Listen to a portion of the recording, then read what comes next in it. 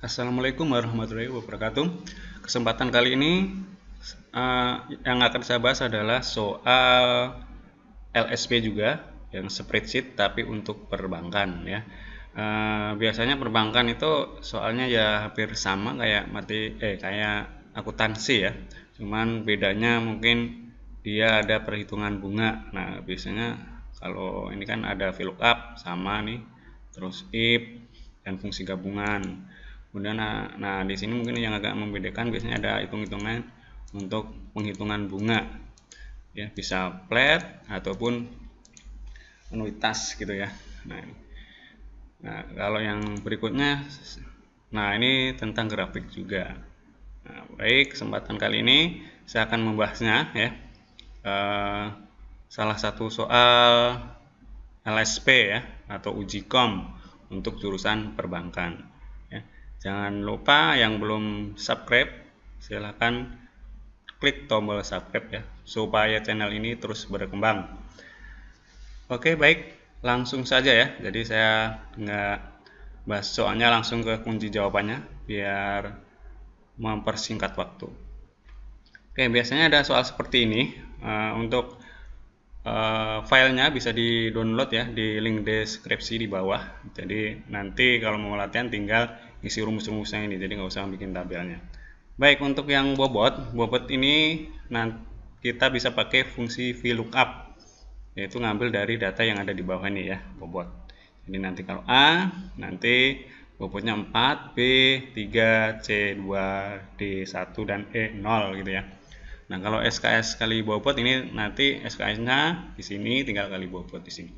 Oke, langsung saja untuk bobot kita masukkan sama dengan VLOOKUP gitu ya.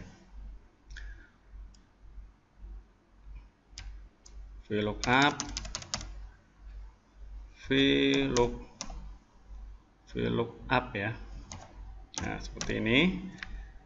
Kita masukkan di sini. Nah, yang akan kita terjemahkan titik koma gitu ya. Kemudian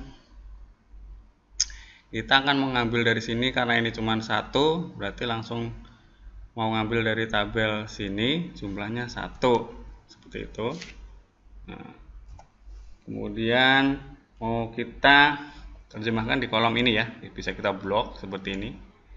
Nah, ini kenapa saya muncul BB, karena ini udah saya define name ya, tapi kalau belum di define name nanti akan muncul, berarti sel A25 sampai dengan sel B29 gitu ya.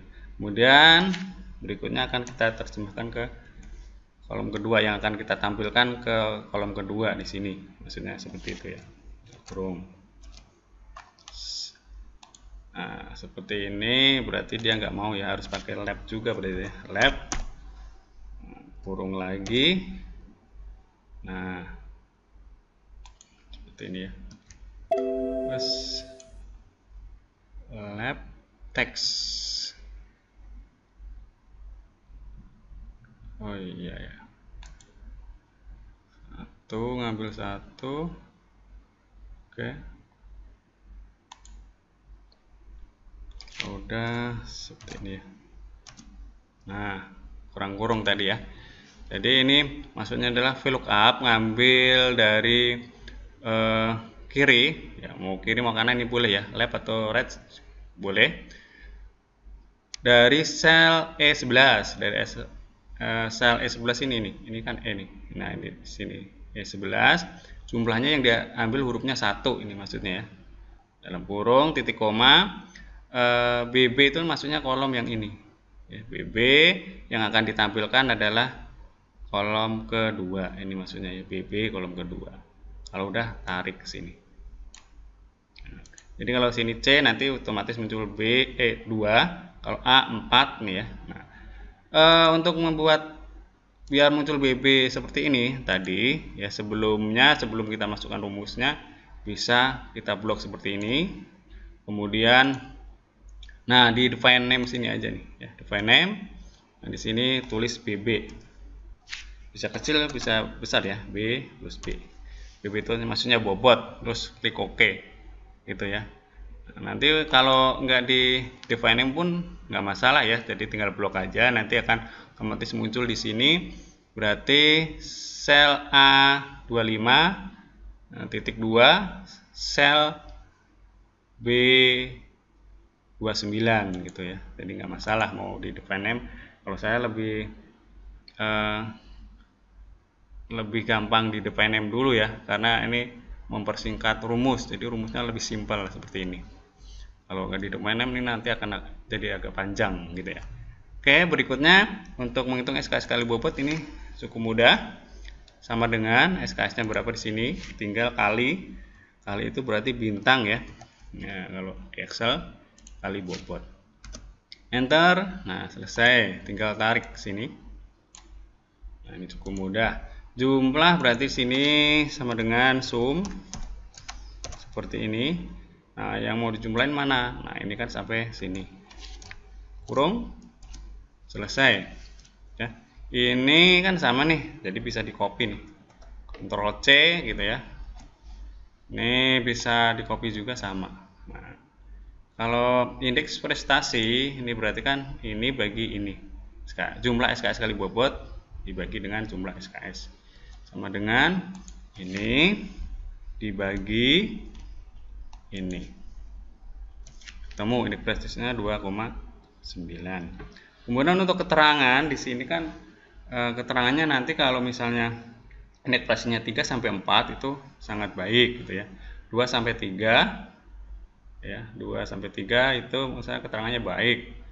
1 sampai 2 keterangannya cukup. Misalnya kurang dari 1 keterangannya kurang, misalnya seperti itu. Jadi ini 4 logika. Kita menggunakan fungsi if. Sama dengan tulis if gitu ya. Nah, if apabila di sini bisa kita mulai dari sama dengan ya, sama dengan misalnya atau lebih besar langsung juga boleh ya, lebih besar sama dengan 3. Kalau lebih besar sama dengan 3, maka titik koma ya, kita tanda petik ini, keterangannya nanti sangat baik. Jadi kalau lebih dari 3 keterangannya sangat baik gitu ya. Titik koma lagi, if lagi ya, kurung lagi. Nah, terus klik di sini juga ya. Nah, kalau di sini itu lebih besar gitu ya, lebih besar sama dengan 2 atau lebih besar aja juga boleh ya. Lebih besar 2, maka nah, keterangannya di sini adalah baik gitu ya. Nah, titik koma lagi, terus sorry ini nggak pakai ini ya, nah nggak pakai kurung. Nah ini if baik, terus if lagi, kemudian kurung lagi. Apabila di sini itu lebih besar 1 ya, keterangannya titik koma, maka cukup gitu ya. Nah, apabila selain itu, berarti selain itu kan tidak lebih besar 3, tidak lebih besar 2, tidak lebih besar 1, berarti kan dia lebih kecil dari 1, maka keterangannya nggak usah pakai if lagi untuk yang terakhir ya, keterangannya adalah kurang seperti itu. Nah, if-nya 3 ya, berarti kurungnya 3. Sorry ini baik. Oke, baik. Oke ya. Oh iya iya, ini sorry dikurung semua di sini ya. Jadi sebelum ke if dikurung. Oke, ini juga sama ya. Nah, terus mana lagi? Nah, udah kayaknya ya. Oke.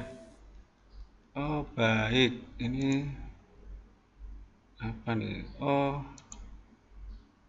2 titik koma value test. Sorry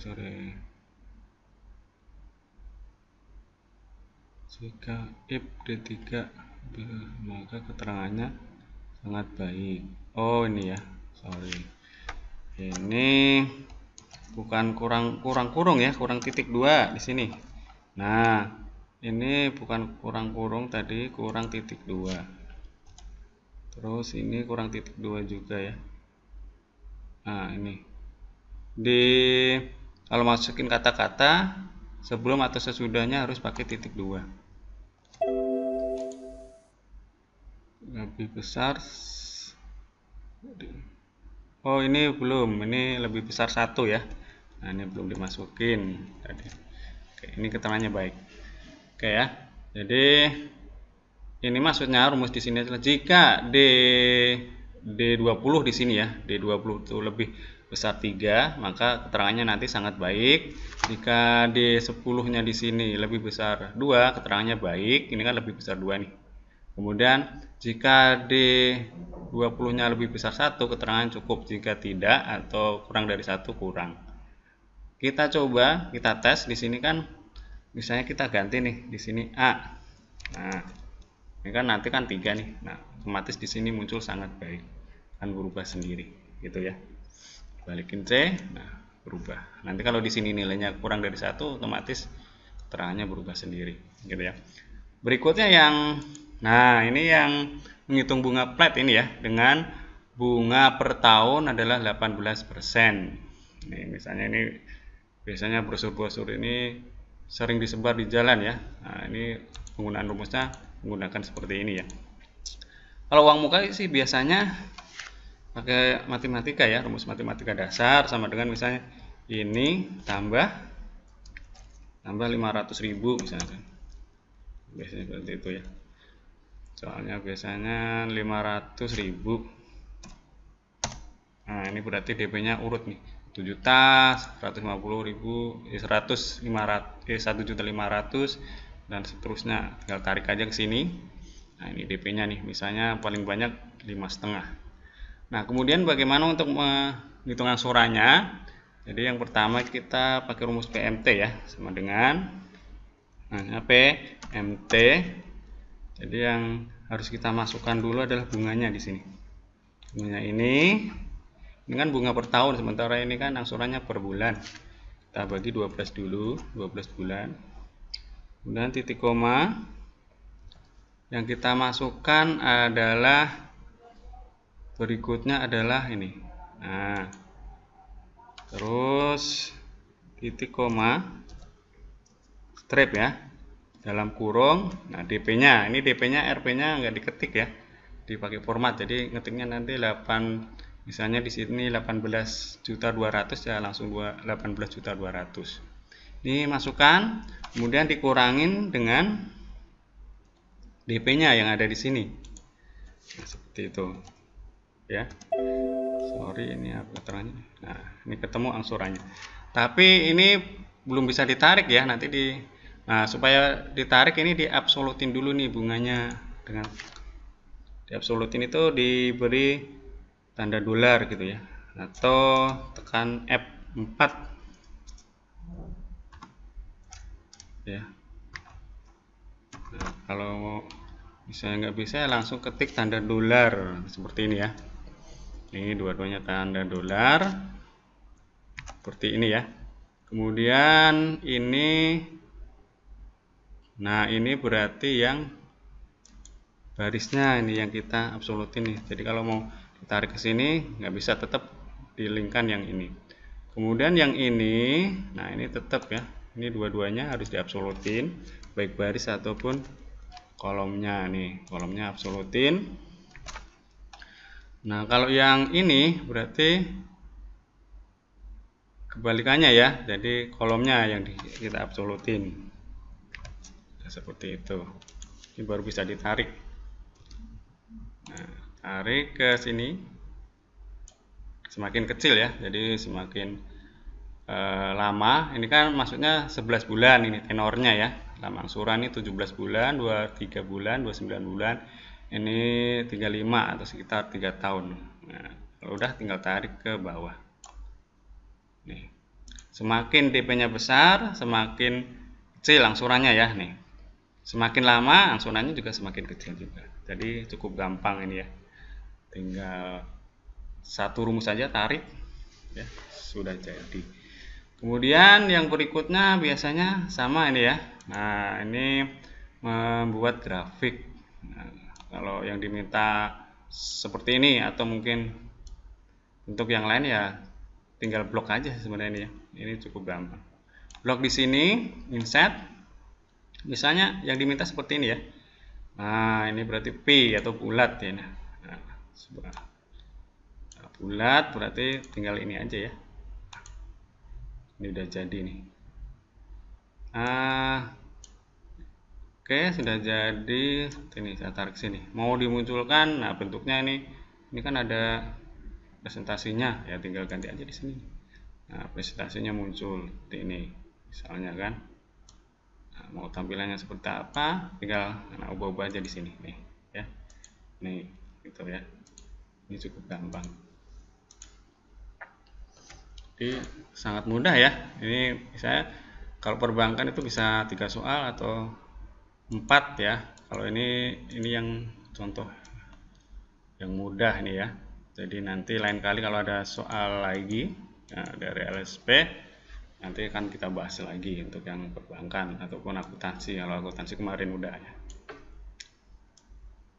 Oke, demikian pembahasan untuk yang soal Ujicom ataupun soal LSP ya. Biasanya digunakan Ujicom atau LSP juga seperti ini untuk jurusan perbankan. Atau akuntansi kadang juga ada ya. Yang ini ada, yang ini grafik itu ada ya. Kalau ini biasanya untuk menghitung-hitung bunga itu biasanya perbankan. Oke, saya akhiri. Assalamualaikum warahmatullahi wabarakatuh.